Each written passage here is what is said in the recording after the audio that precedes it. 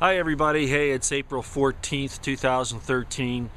Just a quick update. Of course I always say that, but there really isn't much going on right now. Things are pretty much at a homeostasis, everything's kind of, balancing right now. But I did want to point out this disagreement between the White House and the Pentagon. And a lot of you aren't going to want to hear this, but back during the Iraq War, which of course is still going on actually, and Afghanistan and all that. There was intelligence that came to the White House that told the White House, and of course it was Bush at the time. Again, it doesn't matter who's in there. They always do the same thing because they're the front men for the big guys up on top, the international banksters who decide really what to do. But at any rate, the White House was getting intelligence information that didn't match up to their policy, what they wanted to happen. So you may know this by now. What they did was they took the intelligence and they massaged it so that it would support their policy, okay, rather than, the intelligence being used to form policy. You see what I'm saying? They had already decided they wanted to go to war with Iraq. All of this came out that they had decided this even before 9/11, all right, in 2001. The PNAC report, all of that stuff. Okay, so this was all in the works long before. General Wesley Clark, a four-star general who was the NATO commander at one time, gave an interview, and you can find it on the internet, where he said that he actually got a paper that told them what countries they were going to go after, and no reason. It wasn't for defense purposes. It was just what they were going to do. And of course, Iraq, Libya, Iran, all of those were on there, Syria. So this is a battle plan that was made up not because these people were any threat to the United States, and no clear and present danger. These are wars of aggression, okay? Anyway, I always diverge trying to explain things. My point is this, that the White House has its own intelligence people that massage things, and then they say, our intelligence tells us. Well, that's them telling themselves, okay? And then giving it out as if that's somehow independent intelligence information, and it's not. So this thing between Kerry and the White House is really key right now, I think.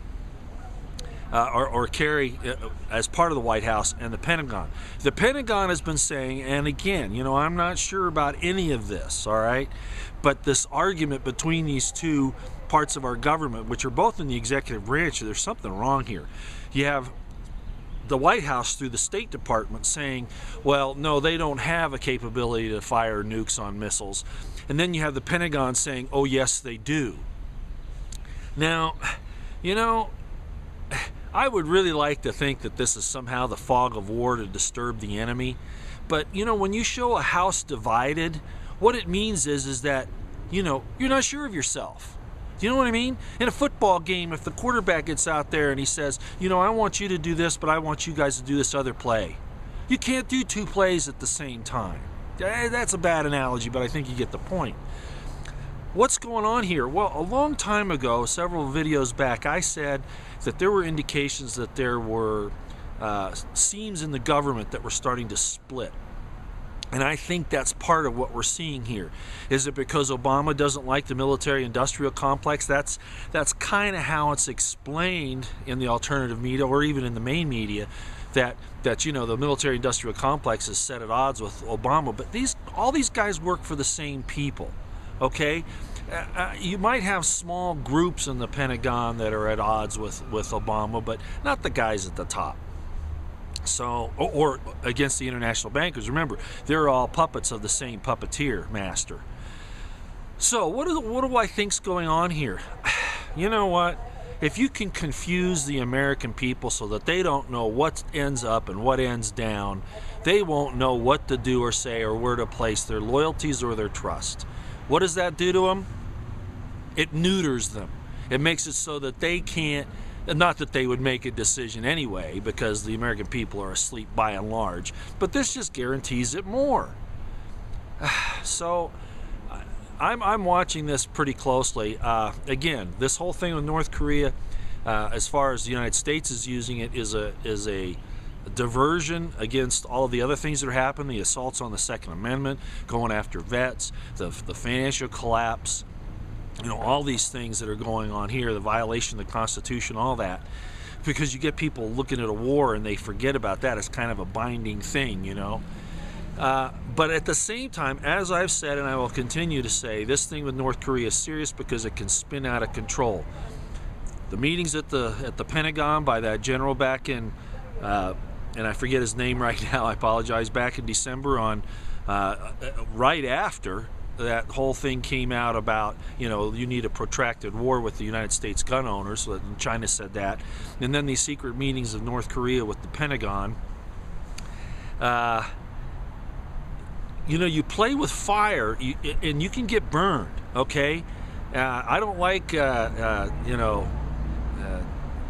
Kissinger or Cheney, but, they're saying, oh, we're in deep doo-doo here in Korea.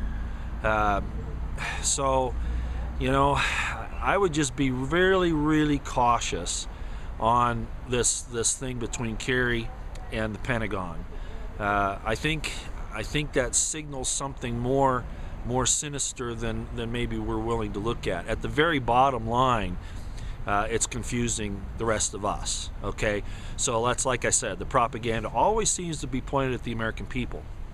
I had a guy write in, I used that whole thing on the DEFCON warning system. I had a guy write in, and he quoted what they say on the DEFCON warning system. It's very true. It doesn't come from the military, okay? But that's kind of the starting point. All right. From there, you go and you check other sources, and I mention that when I make my comment on there. You don't ever rely on just one source, okay? You just don't do that. But that's the starting point. Why do I bring the DEFCON thing up? Because the government hasn't told you that, because they say it's secret, right? They're not telling you to prepare, just like they didn't tell you to do anything when Fukushima blew. And really, people should have been having TheraSafe at that time, and at least taking increased amounts of iodine, at the very least. So the government, it likes to keep you in the dark, likes to keep you confused, divided. The American people are just divided in every which way possible. Just remember this, the bottom line is they want war. All these people in the government want war, okay? In the Pentagon, in the White House, the legislators, all those guys, to cover their tracks and to steal your money and the lives of your loved ones, okay? You just keep that on the forefront. You are what are important. You are America, not them. They are supposed to derive their powers from the governed. And what we've done as a people is gone to sleep, and that's why they're getting away with this stuff. There's some things on the internet about that, about where Obama's, past is, in actuality, who his people were that trained him and things like that. But that doesn't even matter. Just look at their fruits. And if their fruits are in violation of the Constitution, if they don't hold you as that they are your servants, then there is something really wrong, okay? All right, well, I've gone on too long. I'll probably have another one of these a little bit later. Today is Sunday.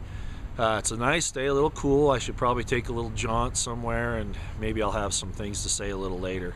Well, thanks a lot.